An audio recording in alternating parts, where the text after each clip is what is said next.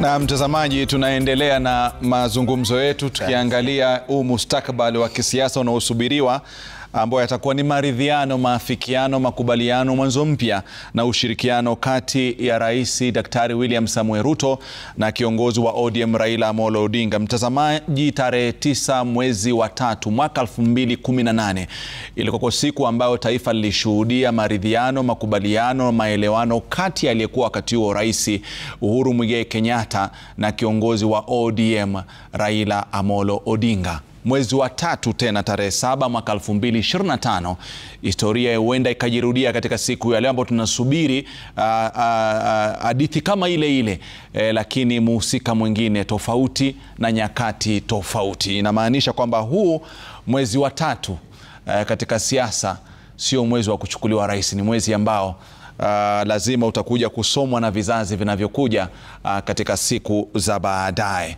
Kwa ilikuwa tarehe 9 mwaka 2018, ni tarehe 7 mwaka 2025, lakini bado ni mwezi huu wa 3. Na mtuje katika swala ambalo ningependa kuweza kukuuliza ndugu yangu Profesa, kwa sababu tumeona kwamba linatarajiwa kufanyika.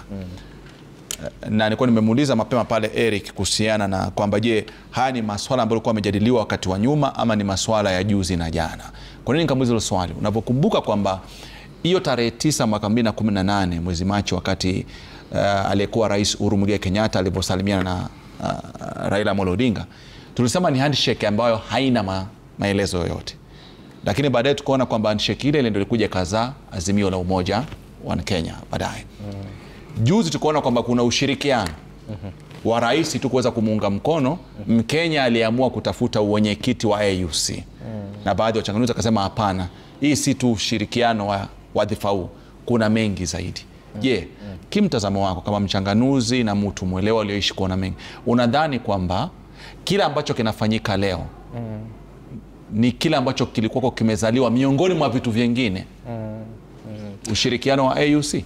Na tangu mwanzo wakati wa vijana wa Gen Z na millennial walijitokeza kwa uwanja, siasa zilibadilika kabisa, na hatuwezi kusema tugerudi pale, kwa sababu kitu kile muhimu ilikuwa kuleta ustawi wa serikali, kwa sababu wakati huo hata makamu wa rais mwenyewe na kila kitu ilikuwa inaweza, chochote kinaweza tokea.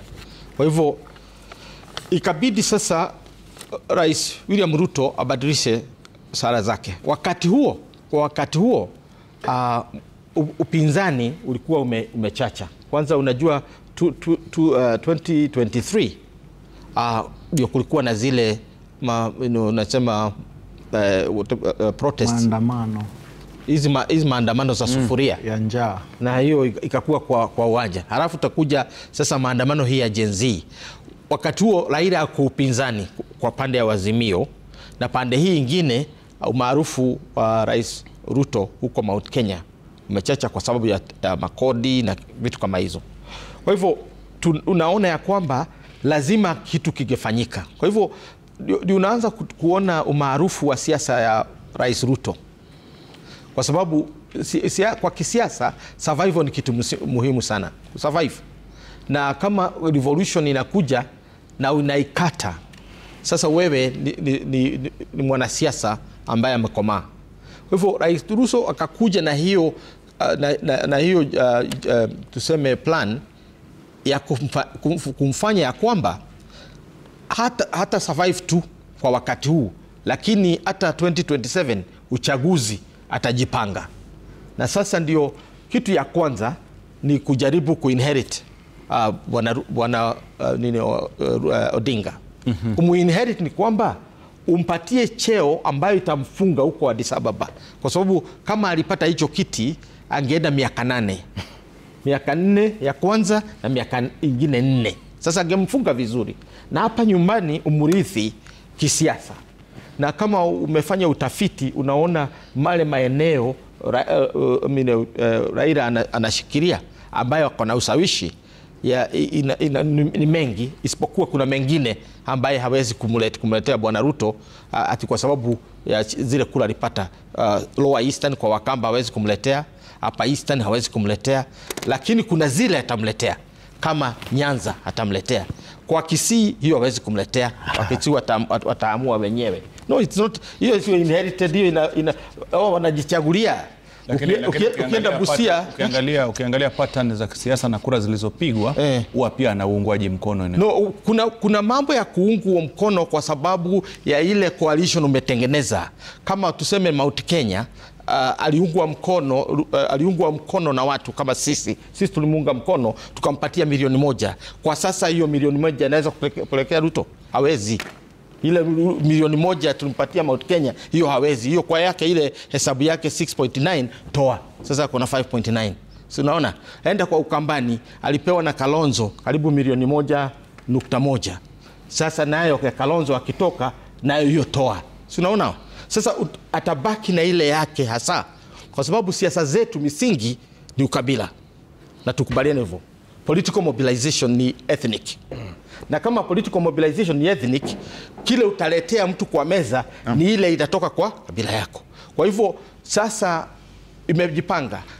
Umuhimu wa kushikana leo. Mbona nilizungumza leo Profesa, labda pengine na furaha unapofafanua kwamba kuna hesabu za idadi analeta nini kwa kile ambacho nakizungumza sasa na kile ambacho kimeonekana katika mabadiliko ya usimamizi wa idara tofauti serikalini na pia vile vile usimamizi wa kamati katika bunge na Senate. Auoni kwamba inafidia nambari hizo ambazo nazungumzia?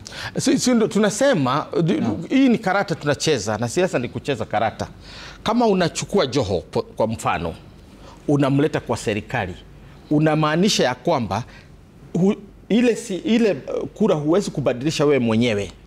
Kwa hivyo Joho akikuja na mkona yeye, hiyo ya poa ni hasa Mombasa, unatarajia itakuja, na hiyo ni siasa mzuri, hiyo itakuja.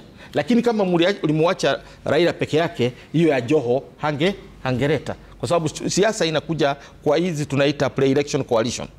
Vile pre-election coalition imepangwa, ndio siasa kura nazo zinaingia. Ukikumbuka 1992, nikupeleke nyuma kidogo, ile kura nyingi ilipata Bwana Matiba alipata, ilitoka wapi? Kwa Waruya Kakamega wakati huo, kwa sababu coalition yake ilikuwa yeye na Martin Shukuku. Sawa. Kwa hivyo hatuwezi kupuunza hii ya kwamba muungano wa leo maana yake sio kwamba ulete siasa ya 2027. 2027 yenyewe itajipanga. Ya sasa ni ya bunge, kwa sababu Raila asipomuunga mkono Rais Ruto, Ruto hawezi kuongoza, kwa sababu wabunge wa kutoka pande za hizi zingine watamzingira. Hilo swala lilimkumba pia Rais Moi. Ikambidi Rais Moi achukue Raila 1997 ndio aweze kupata kura ya kuongoza. Kuna kura ya kupata uongozi, election, na kuna kura ya kuongoza. Sasa pre-election coalitions zile zinatokea kwa sababu kupata numbers. Umeona koti imesemaje? Koti imesema viti vingi ilikuwa ya Azimio. Hiyo ni kumaanishaje? Bwana Ruto hawezi kuongoza bila kuungwa mkono na rais na Prime Minister Raila Odinga. Hawezi. Uhuru Kenyatta alichukua Raila kwa sababu walipokosana na Ruto mwenyewe alikuwa na ushawishi mkubwa sana hata eneo la kati, Central Mount Kenya region. Kwa hivyo wabunge wa Mount Kenya wakiungana na wa Rift Valley na wale wengine walikuwa mnaunga Ruto mkono, Uhuru hangeweza kuongoza. Kwa hivyo alitaka a stable political block, na ndio Raila akakuja.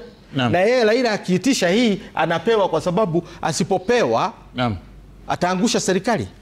Ameweza kuleta hesabu nzuri tu za kisiasa Profesa Peter Kagwanja, na Eric Ragalo ndio Liswana anasema kwamba mahali inafika wakati mwingine kama kuna mpinzani uliyekuwa naye na ana wafuasi wa kutosha, ni muhimu wakati mwingine uwe naye karibu, kwa sababu kuwa naye karibu inamaanisha utafanya kazi yako vizuri. Ametoa mfano kwamba labda kimtazamo wake bila amechanganua siasa ni kwamba kwenda kule UC na kama Raila Odinga angepata kura nyingi za kutosha ingerahisisha ule moto ambao umeanza kidogo kufuka ama kama unawaka kimtazamo wake. Lakini kwa sababu lilishindikana lile, ni lazima nimlete karibu tena ili tuweze kusonga mbele zaidi. Hii inamaanisha nini kuhusiana na miundo ya vyama vyetu na ushawishi wa viongozi wa kivyama. Wakati fulani nilisoma kitabu ambacho kimeandikwa na Robert Greene, inasema kinaitwa 48 Laws of Power. Na kinasema hivi: muweke rafiki karibu, lakini muweke adui karibu zaidi. Keep your friends close, but your enemy closer or closest. Ukiangalia hivi kisiasa, hawa si marafiki, hawa ni maadui. Lakini kuna shinikizo lilewaleta karibu wafanye kazi pamoja. Na hili shinikizo lilianza wakati ambayo inaitwa Finance Bill 2023, 2024, 2025. 2023-2024 ikaanza ile maandamano ya sufuria. Baadaye ikakuja 25 ambayo sasa vijana wakaondoka wao wenyewe nje. Hilo likakuwa shinikizo kali sana kwa serikali, ambapo serikali ilibidi itafute lugha ya kujishikilia, na lugha ilikuwa kutafuta adui. Na ndio nikasema adui mpende zaidi, rafiki mweke karibu. Raila haji kama rafiki kisiasa, nasema na Wakenya wanielewe, kisiasa ni maadui. Lakini sasa shinikizo imewaleta karibu. Katika hili shinikizo, nani amepata, nani amekosa? Hili shinikizo limepoteza Bwana Gachagua. Hili shinikizo zilitoa Gachagua kazini. Kivipi? Yeye mwenyewe alikuwa ameweka chini ya kwamba hakuna mtu mwingine atafanya kazi na Bwana Ruto kama yeye mwenyewe ako kwa kiti. Bwana Ruto huku alikuwa na shinikizo chini inasema ya kwamba Ruto lazima aondoke. Propaganda zote za serikali zilishindikana, hawangeweza kuteneza propaganda yote kugeuza maneno. Tulipofika katika hizi nini za kijamii, Facebook na Twitter ama tutaita X, serikali ilishindwa kujitetea kabisa. Ilikuwa vita juu ya vita. Ikafika kiwango Bwana Ruto angetoka Kenya, leave alone hata kutoka aende Kisumu, na ni nchi yake. Akienda nchi fulani, shinikizo naenda ile nchi. Mbona unakubalia huyu mtu? Huyu mtu ametufanyia. Huyu mtu hangetoka. Umeona juzi kulikuwa na kelele ya kwamba yule king wa Netherlands asije Kenya. Hizo shinikizo zilimsumbua sana. Afanye kazi namna gani? Amvurute Raila. So nani ameshinda katika haya mambo yote? Raila ameshinda. Na tukasoma magazetini, tunaonyeshwa kwamba Raila anaenda kupata 50-50 ya serikali. Anaenda kupata, tunaenda kugeuza serikali yetu, muundo wa management ya serikali yetu. Tunaenda kuwa na referendum ambayo ileta miaka 7. Hii yote ilikuwa kwa NADCO. NADCO nani alikuwa anachelewesha? Bwana Ruto. Alikuwa anachelewesha kwa nini? Aichezee siasa arudi. Labda ipeane muhula wa pili. Muhula wa pili ataweza? Hataweza. Akiweka Raila nje ameipoteza. So nani ameshinda katika hii malumbano ya kisiasa? Ni Raila. Na sasa tukipata na hii yote ikipatikana 2027 ambayo mwalimu wetu profesa amesema hapa vizuri, 2027 ni mbali sana. Raila atakuwa pale bado? Ndio ama hapana? Swali nyeti, swali muhimu. Kama tutakao tumefanya haya yote na tuko na referendum na NADCO tumeimaliza yote, sasa tumeenda uchaguzi namna gani? Raila atakuwa katika serikali ya Ruto kama nani? Atakuja kama prime minister NADCO ikigeuzwa? Sijui. Atakuja deputy? Raila hawezi cheza deputy ya Ruto. Hiyo naye nakudanganya, kiti ni kidogo. Anaweza kuwa si cabinet secretary mkuu? Hawezi kuwa. Kiti ya Raila ni gani? Ni president. Raila hawezi kuwa kiti ingine, ni president. Atakuwaje president Ruto akiwa president? Raila atamaliza pale? Hapana. Ataenda kura. Na akienda kura Ruto atabaki pale aje uchi. Nani atamsaidia kujisitiri? Sijui. Sababu kina Kalonzo kule watakuwa wameenda. So ODM itakaa na hawa wengine wa kina hawa wanaitwa PP ama whatever, watakubaliana ODM hapa na hawa. Na umekuja na hoja nzuri sana ambayo pengine pia nitataka kumuuliza ndugu yangu Peter, kwa sababu tumeona sana katika panapokuja maelewano ya kisiasa ama makubaliano, kuna mikataba watu wanatia sahihi. lakini mara nyingi tumeona baadaye unakuja mtu analia anasema sikuelewa, sikufanya nini nini. Watu kweli uzingatia sana ama wanile kwamba tutie tu sahihi tusonge mbele, kwa sababu hata najua upande ambao ulikuwa tunakaa na wewe tukizungumza, kiongozi ambaye alikuwa kwa mara nyingi unasema sera zake ni bora, pia alikuja akasema kwamba yeye hakuwa anaelewa ama hapo pia anamkataa kama hicho. Inafunza nini? Kitu ya kwanza ninataka niseme hivi Rashid. Kitu ya kwanza niulize mambo, hii ni handshake ya 5 ya Raila. The 5th handshake kutoka wakati ya Moi mpaka sasa ame handshake na Ruto mara ya pili. Ina benefit sisi ama ni nini? Number 2, ni ya hii serikali ama ni ya ile serikali inakuja ya 2027? Because wanastahili watupee hiyo statement. Because ukiangalia sisi kama wananchi, sisi ndiye tuko opposition. Na ukiangalia kitu nimekuja kuona, the people's president or the people's deputy president akona nguvu kuliko kila kitu. Kwa sababu Raila ndiye alikuwa the people's president. Saidi yako kwa serikali. Mtu kama Gachagua alikuwa elected na watu. Saidi ni people's deputy president. Meaning, ujue hii serikali inapoteza network. Sahi wako kwa watu idlers, wako pande ile. Wao ni kuamuka asubuhi na kuongea. Hawa badala wafanye kazi wenye wako sahi wameanza kuuda mambo ingine, serikali juu ya serikali ingine. Sasa hii ni kusema already imeondoka, wanaongea mambo ya 2027. Ni siku gani mwananchi ata benefit kwa serikali yenye atajichagulia yeye mwenyewe? Aseme mimi nimefurahia kwa hii serikali, kwa sababu hii watu unaona tunachagua hapa wanasiasa, sio viongozi. Hiyo ni tofauti sana ya mwanasiasa na kiongozi. Sasa sisi tunachagua wanasiasa. President akiapishwa, next day siasa inaanza. Haikuwa hivi, haikuwa. Na Raila haagukagi kitu ya kwanza. Yeye haagukagi, ni kama hatakagi kitu juu akiingia ile inaingia na kuwaga hapo ndani. Alikuwa kwa ya Uhuru, aliacha Uhuru, ameingia kwa Ruto, alikuwa kwa kila mahali. Yeye anakuachaga wewe bora umetoka kwa president. Yeye anaingia kwa hiyo ingine, hata ile ingine itakuja 2027. Na mimi nataka kungojea statement ya jioni. Watasema nini? Ya kwamba wanaongea mambo ya hii serikali ambayo inaendelea ama yenye inakuja. Kwa sababu ikiwa tunawekaga serikali hii kama saa hii iko kando, lakini serikali ndio ina lose focus. Kwa sababu Raila wakati ametoka AU ni kama hakuwa anataka hiyo kiti, kwa sababu amefurahia sana wakati amekuja, na si hata hakuenda kumoni kama vile Gachagua alitolewa akaenda kumoni.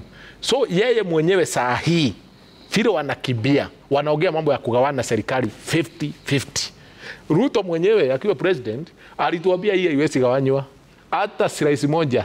Sahi ni nusu sahi. Hii njia wanataka kupitia kwa sababu ni mkate nusu ya wananchi wao wenyewe. Mbona wametufanyia namna hii? Na nilisema Ruto aombe msamaha kwa sababu sisi nikiwa moja nilimchagua mimi mwenyewe. Na sisi ndiye tulikataa kuchagua Raila kwa sababu alituambia ni mbaya. Sasa amepitia mlango ya nyuma, ametuletea tena Raila huko ndani. Raila ndiye anaongea huko ndani kwa serikali yetu. Sasa hii ni serikali ya Ruto na Raila, sio serikali ya wananchi. Hii mambo yote unaona, sisi tulitoka kitambo sana kwa hiyo serikali. Ile mimi kitu nataka niulize, statement yao ya leo, hii ni handshake ya nini? Kwa sababu Raila alisema si wataiweka paruanja. Lakini alisema vizuri sana, akasema wacha ni consult wananchi. Watasema nini? Mimi hajaniuliza nitasema nini, na anaenda kusema wananchi wamekubali. Ni wananchi wagani wamekubali? Hii karata unaona ya siasa isipotoka hii Kenya, wananchi wajajaruke wajue. Na unaona hii bunge ndio inapitisha kila kitu wakati inaenda. Rashid Zai, unatuangaliaga nani anafanya kitu mzuri kwa siasa? Huyu ameongea, unachanganuza, unasema hii. For example, wale watu ambao tunachagua Kenya ati kwa sababu ya mlengo, tunaacha viongozi profesa, tunaenda kuchagua wanasiasa. Tuko hapa Rashid anatuambiaga hii kunaenda hivi na hivi, na sijui kwa nini hata hawatakagi viti, because hawa wanaweza make bunge mzuri sana. Si wao ndio wanajua ile kitu inaendelea. Lakini hii mambo ya kutuchagulia wanasiasa kila wakati, tunaacha viongozi tunachagua wanasiasa, hiyo kitu tunataka ishe. Hii watu ya kuchukua watu kupeleka ICC, hakuna kitu kama hiyo. Hatutaki hii mambo ya watu kuchukuliwa waende wakalipwe, washangilie, isemekane ile ingine. Hii upossession ambao tunatengeneza. Kuna swali Peter na Jakoko nikuulize, maana unasema kwamba watu wanaletwa, sijui wameletwa na nani? Maana wengi wamesema wamerauka asubuhi kuja kushughulikia, lakini mtazamaji, kuna kitu tutakachoweza kuangalia historia na ilivyo, alafu baadaye nije naye ndugu yangu pale Javas Bigambo. Nakumbuka kama wa historia ni kwamba mwaka 2001 wakati akiwa anavalia kile chama cha NDP, kama mnaweza kukumbuka, alikuja kuweza kuingia ushirikiano na chama cha KANU na baadaye akaweza kuwa katibu wa kile chama cha KANU. Ni handshake mojawapo ambayo inakumbukwa sana wanahistoria, lakini mwaka 2001 haikudumu sana, maana mwaka 2002 mambo yakabadilika, yakawa mengine tofauti katika mirengo mingine. Katika uchaguzi uliofanya mtazamaji, na baadaye pakatokea sintofahamu, ilibidi tuweze kutafuta kina Kofi Annan kama wapatanishi. Tukaja na marehemu pia Benjamin Mkapa, alikuwa miongoni waliokuja hapa nchini Kenya, na kina Kikwete, ili kuhakikisha kwamba wanajaribu kuweza kuleta ule upatanishi. Na wakati huo ililazimika rais aliyekuwa madarakani Mwai Kibaki kuja kuafikiana hapa na Raila Amolo Odinga, na ikaja na ile serikali ya muungano ambao pakabuniwa kile kiti cha waziri mkuu, na Raila Amolo Odinga akawa waziri mkuu wa kwanza katika historia yetu ya Kenya. Kumbuka hii handshake inakumbuka wakati wa nyuma ambapo baba yake Raila Amolo Odinga alikuwa ameenda zake Uganda kwenda kuzungumza na Milton Obote, na baada ya kule akaona chapisho zuri sana la kiuchumi, na alivyoulizia akaambiwa huyu ni mtu tu kutoka nchini Kenya ambaye yuko hapa chuo kikuu. Na ndio pale ambapo Jaramogi Oginga Odinga alimtafuta Mwai Kibaki wakati huo, na gari yake ya kwanza ya Mwai Kibaki kama sikosei alikuwa amekabidhiwa na Jaramogi Oginga Odinga wakati huo, lakini watoto nao wakaja wakaiunganisha handshake miaka mingi baadaye. Mwaka 2008 mwezi wa 3 ni handshake ambayo iliwagusa watu wengi vinywa wazi, maana yake kutarajiwa.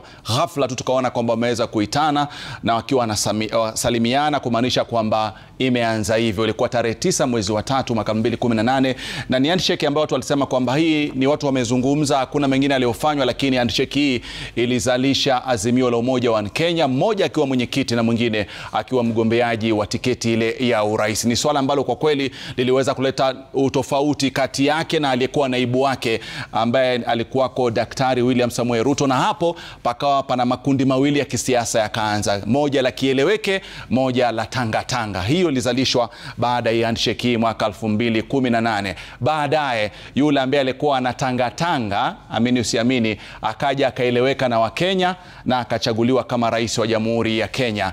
Mengi yakaendelea, lakini siku moja ghafla tukiangalia katika picha za mitandao ya kijamii tukaona kwamba wamekuwa wenyeji walikuwa wageni, mwenyeji wao akiwa Yoweri Kaguta Museveni katika kikao ambacho kilikuwa kimefanyika kule Uganda. Wananchi wakajiuliza nini kinachoendelea, watu wakujua nini kinachoendelea. Baadaye ilikuwa ni hafla ambayo ilifanyika hapa nchini Kenya ambapo rais mwenyewe aliweza kuiandaa, na ndio pale akachaguliwa bwana Musalia Mudavadi miongoni mwa wale kwa wanaongoza timu ya kuhakikisha kwamba inashawishi na warai inawaomba wale nchi wanachama angalau kuweza kumpigia kura Raila Amolo Odinga ili kuwa mwenyekiti, kuwa mwenyekiti wa ule Umoja wa Afrika. Lakini amini usiamini, mengi alizungumzwa, watu wakashtuka kwa nini wameweza kuafikiana. Lakini baada ya haya kuendelea, nafikiri kama unavyokumbuka mtazamaji, ni kwamba tukapata baadhi ya waliokuwa viongozi wa chama cha ODM kuweza kuteuliwa katika nyadhifa za uwaziri katika serikali yake Daktari William Samoei Ruto. Lakini baada ya matokeo ambayo hayakuridhisha Wakenya wengi, huku baadhi wakifurahia kule Ethiopia baada ya Raila Amolo Odinga kupata kura chache, watu walisema kwamba huenda ikawa ndio mwisho wa maelewano yao, mwisho wa makubaliano yao, na Raila Amolo Odinga alikuwa mwepesi alipotoka tu katika ukumbi ule Nelson Mandela, alikuwa mwepesi wa kusema kwamba namshukuru sana Daktari William Samoei Ruto, na pia rais aliweza kumuunga mkono sana Raila Amolo Odinga, akisema kwamba amefanya siasa zingine za utofauti, kwamba hakuchoka, alitembea kila alipokuwa amepangiwa, kwa kweli alijituma kadri ya uwezo wake, lakini Mungu akaamua tofauti. Alipofika nchini Kenya hakawa aonekani. Masuala watu wakajiuliza, Raila Odinga ameenda wapi? Kwa kuna kimya kabisa, julikani yuko wapi. Na alipojitokeza Raila Amolo Odinga alianza vikao kuzungumza na wanachama wake wa ODM akisema anatafuta mustakabali, lakini alifanya kikao hicho baada alipoonekana katika ikulu ya rais katika kaunti ya Mombasa, akiwa tena vile vile na Daktari William Samoei Ruto. Wakati Daktari William Samoei Ruto alikuwa katika ziara yake ya maendeleo katika ukanda ule wa pwani, alizunguka sehemu tofauti tofauti, na mwisho wa kwisha, mtazamaji, ilikuwa Nairobi hapo jana alipokuwa amekuwa na viongozi wa kaunti pamoja pia vile vile na Seneta Edwin Sifuna. Lakini usiku wa jana tetesi zikawa hatihati, na asubuhi si tetesi tena. Ni jambo la kusubiri, maanake alikuwa anazungumza jana kwamba hatuna uhakika, kwa hivi sasa yana uhakika. Rais akiwa upande ule wa pili akiwa na wabunge upande wa KICC, wanachama wa ODM wamefurika. Waliambiwa na nani warauke pale asubuhi?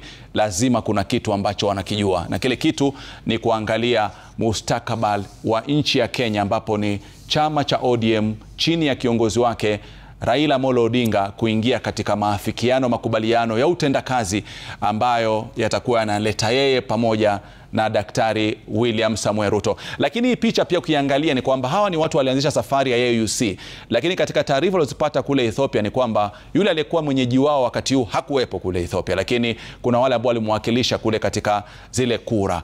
Ni kiongozi ambaye hawezi kupuziliwa mbali, ana uzoefu na tajriba ya kisiasa. Hivyo basi kuna mengi ambao wananchi wanajiuliza. Na Jafas, nitakuuliza, unaamini kile ambacho kinaendelea katika siku hii ya leo kilizalishwa hapa? Kimtazamo wako, unaamini kwamba kile ambacho kitafanyika KICC kilianzia pale Uganda? Kulikuwepo na majadiliano kati ya Rais William Ruto na Raila Odinga kabla ya ifikie ile hatua ya kwenda kumwona Rais Museveni wa Uganda. Mbinu ya majadiliano, Rashid, ni mfumo wa mawazo ya tabaka tawala ambao huelekezwa na kuendeshwa kwa ukubalifu na ukawaida. Ndiposa hata wenzangu ambao wameketi hapa hawajasema kwamba hakuna ukawaida katika masuala ambayo yanaendelea. Ukiangalia hata desturi ya demokrasia ya Kenya, kumekuwepo na salamu za ya majadiliano sasa 500 kwa Mheshimiwa Raila Odinga. Na haya yote tuweze kusema kwamba imeweza kukuza demokrasia ya Kenya kwa njia fulani, kwa sababu demokrasia ya Kenya bado inakuwa bado changa. Lakini pia imeweza kuonyesha dosari katika demokrasia yetu. Kwa hivyo nikiangalia picha hii inaeleza bayana kwamba masuala ya majadiliano na makubaliano ambayo inakuja peupe kwa wananchi, huwa kuna mengi nyuma ya pazia ambayo hayaonekani, hayaeleweki. Hata leo hii kuna masuala mengi ambayo itachukua pengine malaika ama mbingu ndiyo pengine ile ije julikane, lakini itasalia kwa wale ambao wametia mkataba huu ama maelewano ambayo yameendesha hadi makubaliano ambayo yatakuja kuwekwa wazi. Kwa wandani wa Raila Odinga na wandani wa Rais Ruto, sasa hivi wanahisi kuibusu mbingu, wakiwa wana furaha kwa sababu ya mwamko huu. Na kuna wale ambao wanatetesi na hawajafurahia. Unajua utamu wa nanasi huwa mchungu ghafla ukinywa maji, japokuwa maji hayana ladha na maji ni uhai. Lakini pia kuna ile ambaye mwamba ngozi anavutia kwake. Kuna wale ambao pengine kakangu hapa huenda kataka kusimama kiti cha wenye bunge ama udiwani uchaguzi ujao, na kitoka upande wa Mlima Kenya ni lazima aonyeshe kwamba hajapendezwa, amekereka sana pengine na ushirikiano huu. Kwa hivyo ukiangalia yote inatuleta katika ule ukamilifu wa fikra kwamba katika siasa za nchi yoyote, haswa hapa Kenya, jambo lolote iwe ni makubaliano huwa ni bora ikitegemea ni kwamba umesimama katika mwamba gani. Kwa hivyo makubaliano haya yana ukubalifu na ukawaida. Na kuna swali nitakuuliza ambalo ningependa pia na je, imefika wakati kwamba kitu ambacho labda ni shida ambayo imefanyika ama ni mazoea ambayo tumekuwa nayo? Kwa sababu sisi kuona handshake ile ya kwanza ya ambayo tumeweza kuiona mwaka 2001, tukaja ile ya Mwai Kibaki, hata wakatembea, wakumbuka walitembea katikati ya mji wa Nairobi baada ya kwamba Wakenya walikuwa wameweza kupoteza maisha yao wengi sana, tukawa tuna wakimbizi wa ndani kwa ndani, na baadaye tukaja tukapata ile ya Uhuru Muigai Kenyatta. Kuna maswali najiuliza, na hata sasa hivi napokuwa anakwenda kwa hii ya makubaliano na maafikiano kati yake na Rais William Samoei Ruto, kuna maswali naulizana. Je, ni mahali imefika kama taifa, sisi kama wapiga kura, sio tu viongozi, nazungumzia kama wapiga kura, tujue kwamba kiongozi aliye madarakani ana uhuru, anaweza kufanya kazi na mtu ambaye kwenye upinzani, ama kwetu tunaamini kwamba mpinzani hapaswi kukaribia aliye madarakani? Kwanza, sababu hapo nafikiri ndio pana tatizo ambalo linajitokeza kwa wananchi, kwamba wewe unaonekana kama msaliti. Wewe unaonekana kama mtu mwenye ubinafsi. Wewe unaonekana kama mtu mwenye maslahi. Lakini nimeona kuna mataifa mengine mtu anaposhinda akiona kwamba kuna Eric ambaye ana uwezo mahali fulani, kumleta katika upande wake si dhambi. Je, sisi tumekuzwa na historia ambayo hatuwezi ibadilisha, ama tutataka mpinzani asalie mpinzani mpaka dakika ya mwisho? Rashid, katiba ya Kenya haitambui upinzani. Haupo. Kwa hivyo hakuna kiongozi wa upinzani. Lakini kuna viongozi ambao wanapinga serikali iliyo mamlakani. Viongozi wa wachache. Wachache. Naam. Anapinga walio mamlakani, lakini sio kiongozi wa upinzani ambaye inatambulika na katiba. Ukiangalia hata katika demokrasia endelevu, wewe Marekani hutasikia kwamba hasa wale wamekuwa ni viongozi wa upinzani. Haipo, kwa sababu haipo hata kwenye katiba, haitambuliki. Lakini daima kuna ufungamano kati ya siasa, maendeleo, uwiano, na pia ukiangalia katika ubunifu wa sheria. Na katika ufungamano huu, kwa nini siasa za Kenya huwa ni siasa kali sana za kupingana, kupigana na kuchukiana? Ni kwa sababu ya jinsi ambavyo hata maendeleo yamepinda tangu uchaguzi, tangu wakati wa tulipopata uhuru wa Kenya. Ukiangalia hivi sasa hivi, Rashid, tukienda kwa kweli, na mambo ambayo yanaleta uhasama sana katika siasa za Kenya. Ukipeana mtazamo wa kina, wa dhati, na ambao ni wa kweli, ukichukua kwa mfano kaunti kama ya Kakamega, linganisha, kwa sababu wingi wa watu wa Kakamega ni sawia na ile wa Kiambu. Unajua, ukiangalia katika sekta ya afya kwa mfano, kuna hospitali nyingi sana nzuri katika Kiambu kuliko Magharibi na Nyanza pamoja. Ukiangalia katika sekta ya barabara, kuna barabara nzuri sana za lami Kiambu na Nyeri kuliko kaskazini mwa Kenya, Nyanza na Magharibi ikijumuishwa. Ni kwa sababu ya masuala kama haya ya kutengwa kimaendeleo ambayo inaleta siasa za chuki na uhasama. Na wale, kuna wengine ambao wanachukulia kwamba ni haki yao kuwa kwenye uongozi. Mbona kwa mfano katika taifa kama la Marekani hutapata kuwa chama chochote ambacho kinashinda kuna ubishi mkali sana? Kuwatiza kidogo Javas, uone labda pengine imechangiwa kwa sababu ukiangalia katika marais ambao tumekuwa nao, labda ni eneo ambalo limepata marais wengi kutoka eneo hili. Na kwa sababu ya falsafa zetu za Kiafrika ni kwamba ni ule msemo wa charity begins at home. Kwa hata kama pia maendeleo lazima pia anzia nyumbani. Labda pengine kama tungepata wengine kutoka maeneo mengine, pia tungesema mbona North East ndio kuna labda pengine kwa sababu wangekuwa wamezalisha marais wengi. Kuna huo uwezekano, lakini pia ni falsafa iliyodua, ni falsafa ambayo inastahili tuweze kuifungua na kuikuza. Kweli.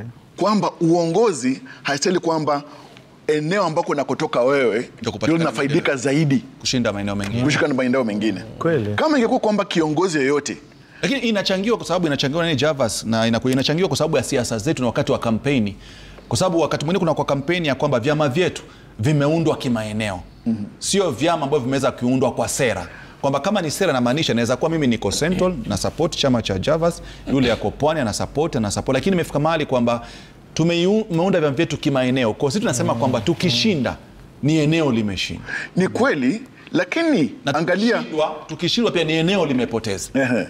Je, katika wakati wa utawala wa Rais Kibaki akisaidiwa na Waziri Mkuu Raila Odinga, japokuwa barabara ya Thika ilitengenezwa, katika masuala ya barabara kutengenezwa nchini kulikuwepo upande wa Masai hapa Nairobi na sehemu zingine nyingi. Walipeana mtazamo wakati na wa nchi ya Kenya. Kuna kitu ambacho umekitaja lakini unataka kukitaja vizuri, mimi nitakitaja waziwazi ili tukizungumze. Nataka tuzungumze kutumia tukija hapa Profesa Eric, Peter na Javas. Siasa zetu tuweza zitenganisha na ukabila wetu. Nafikiri hicho anachokizungumza Javas, lakini anataka anakibana kwa kifupi, lakini kwamba ni kama kabila ambalo lina wadhifa ndilo kabila ambalo linanufaika, na kabila ambalo limeshindana na aliyefaulu wakati mwingi linabakia kutaabika. Kuna wanaofaidika na wanaotaabika. Bila kuweza kulizungumzia hili kama taifa, hatuwezi kuwa na taifa ambalo lina maendeleo na likazungumza kwa sauti moja, hata iweje, hata nani yawe rais, nani yawe naibu wa rais. Mtazamaji, tutarudi na mengi kuweza kuizungumzia, kwa sababu hata kila ambacho kinafanyika leo bado kinapiga karata za kikabila, aidha wataka au staki. Mtazamaji, tutakuwa tunazungumzia hayo baadaye, lakini pia vile vile kama ninavyokuambia, kuna picha za moja kwa moja. Ni jambo la kusubiri kwa sasa hivi. Na Rais Daktari William Samoei Ruto akiwa anaandamana na wajumbe. Kumbuka alikuwa na wabunge kule katika ikulu ya Nairobi, na hivi sasa wanaandamana moja kwa moja katika ukumbi ule wa KICC. Historia kama alivyosema Javas Bigambo, ni historia inafanyika, na inanikumbusha kwamba pia wakati ule wa nyuma tuliona kwamba kuna magari yakimiminika katika ukumbi wa KICC. Wakumbuka wakati ule wa Azimio la Umoja One Kenya, tuliona kwamba Raila alipokuwa amefika, na wakati huo rais naye Uhuru Muigai Kenyatta akafika, na baada tu ya kikao kile siku 2-3 tukaona baadhi ya vyama vinajitoa, kama PA ikaenda katika upande wa pili. Kwa nafikiri pia ni vizuri leo tusaidiane kuweza kujua yale ambayo yanatiwa sahihi yanasemaje. Rashid, nitasema hivi baada ya muda sio kwa mrefu, nitakuja kwa Javas Bigambo usingomze tuweze kujua, je, kila ambacho kitakuwa kinatoa sahihi kitakuwa kinasema kitu gani. Mengi baada ya muda sio kwa mrefu.